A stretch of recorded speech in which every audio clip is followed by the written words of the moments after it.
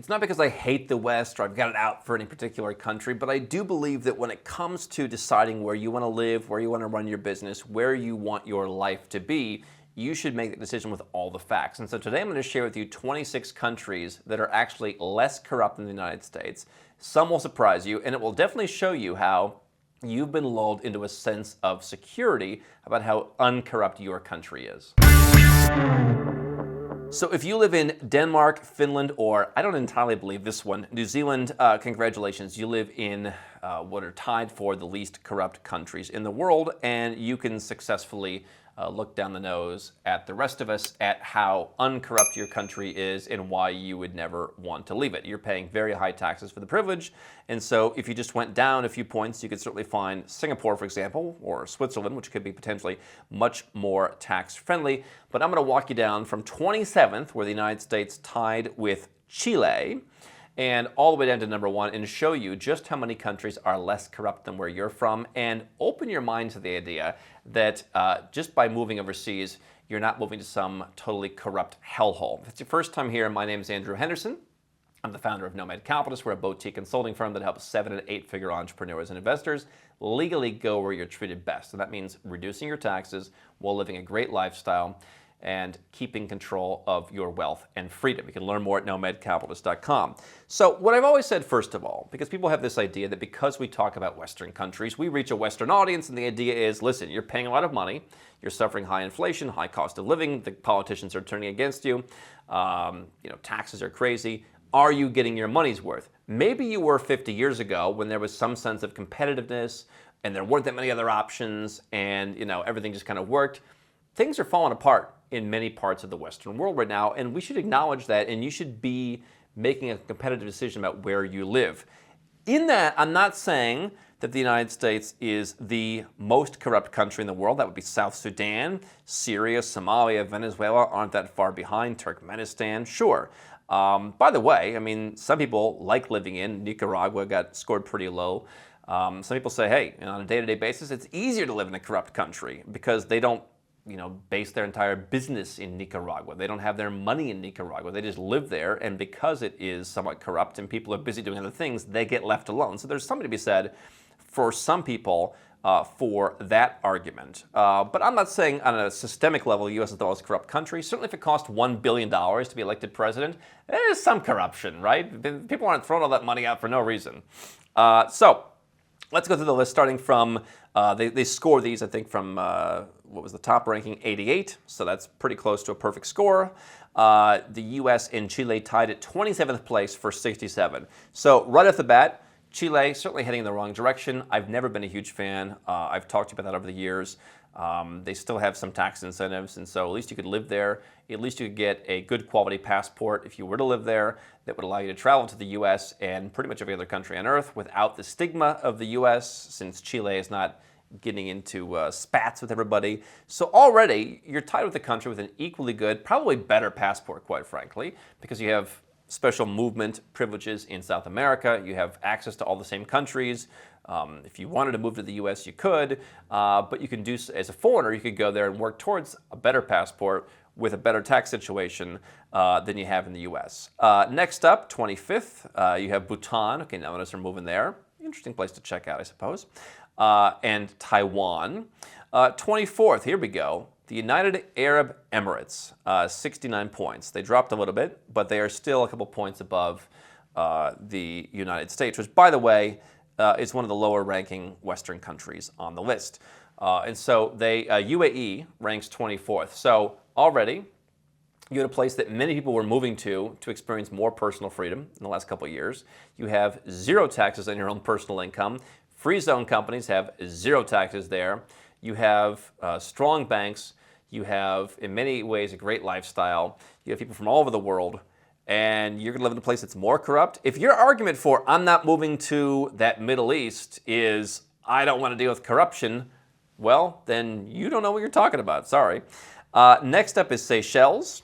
Probably not moving there, but they've got some deals. Next up is France. Okay, not exactly a low-tax place, but certainly some of these European countries are less corrupt. Next up is, 18th. We've got four-way tie, Australia, Belgium, I can believe that, Japan, actually surprised they're not higher, and Uruguay. So out of everywhere you can move, Uruguay is probably the one that most people on that list, if you are following Nomad Capitalist principles, would want to move to.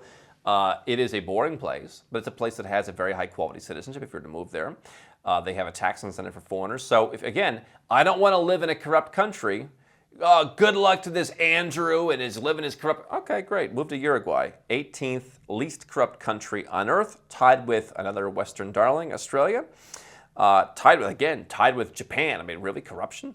Japan, I guess there's some, but Uruguay, so much less corrupt, 73 points. And by the way, they're moving in the right direction. They are heading up. The U.S. was flat, but they are heading up into being less corrupt. And so you can move there. You can dramatically reduce, if not eliminate, your tax bill. For most people, it'll be eliminating, at least on the Uruguay level. And personal freedom, you can live on the water. You can get a pretty good passport if you live there for a few years. So, hey, what's to argue with that? That's Uruguay. Next up, Iceland at 13th. So we've got all these different ties. Okay, what's 13th? Austria. All right. Canada. Estonia. All right, they've done a good job. Ireland. Yeah, I think they do a pretty good job. Iceland. So, of this list, Ireland is a place you could live. They have a number of different residence programs. They have a good tax incentive for foreigners. And if you speak English, I know you do if you're watching this video, then you will have a soft landing if you're looking for a place where you don't have to learn a new language or you don't have to worry about learning a new language. So Ireland, 13th least corrupt country on earth, and so substantially higher than the U.S. Not as good if you are an Irish citizen to live in, but if you are a foreigner, it's a place to look at. And so you can move there and you can enjoy much less corruption. And for people who are worried about time zones, you're not that far from the U.S. You're right there with Europe. So lots of benefits of that. Number 12 is Hong Kong. Number 11 was the UK. Number 10 was Germany. And then Luxembourg, the Netherlands, and Switzerland. Tax-friendly Switzerland with their lump sum tax program. Yeah, I don't think anyone thinks Switzerland's corrupt. And yet somehow when it's like, hey, this U.S. isn't giving me what I need, I'm tired of the politicians, I'm paying too much. All right, yeah, just go to North Korea. Or Switzerland. You could also go to Switzerland. You could do that.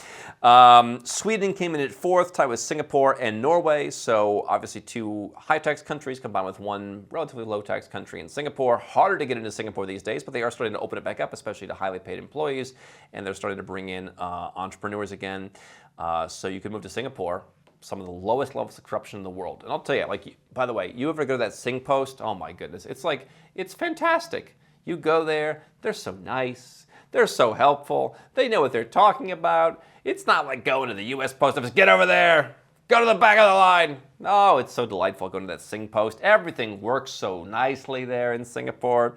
The banks work. The banks are safe. Safest banks in the world. On the top 10 or 15 safest banks. It's all there in Singapore. Hey, you can move there too. And then it is tied for number 1, New Zealand, Finland, and Denmark. New Zealand just made its investment immigration more expensive. Taxes are moderate, I guess, for most people.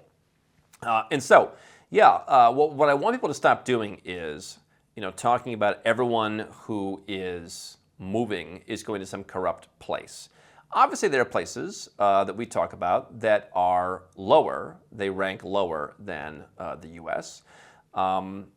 I generally look at 2 things. Number 1 is the score itself. Number 2 is the direction in any of these different surveys. And so if a country's heading in the right direction, that's better than a country heading in the wrong direction, right? They say the most important thing isn't speed, it is direction.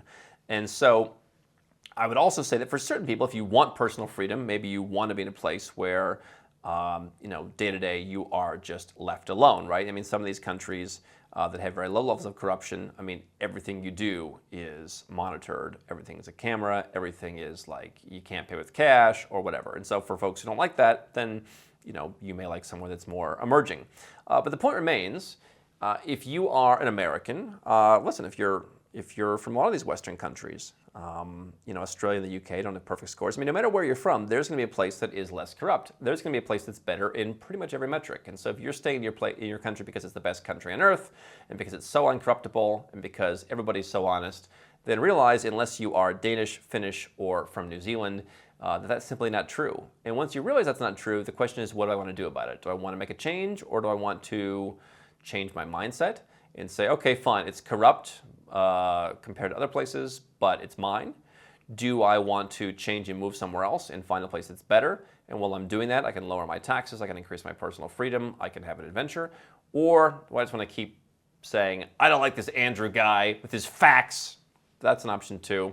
But I happen to think choosing one of the first two is a lot better. And this Corruption Perception Index from Transparency International really opened my eyes to the fact that your country isn't number one.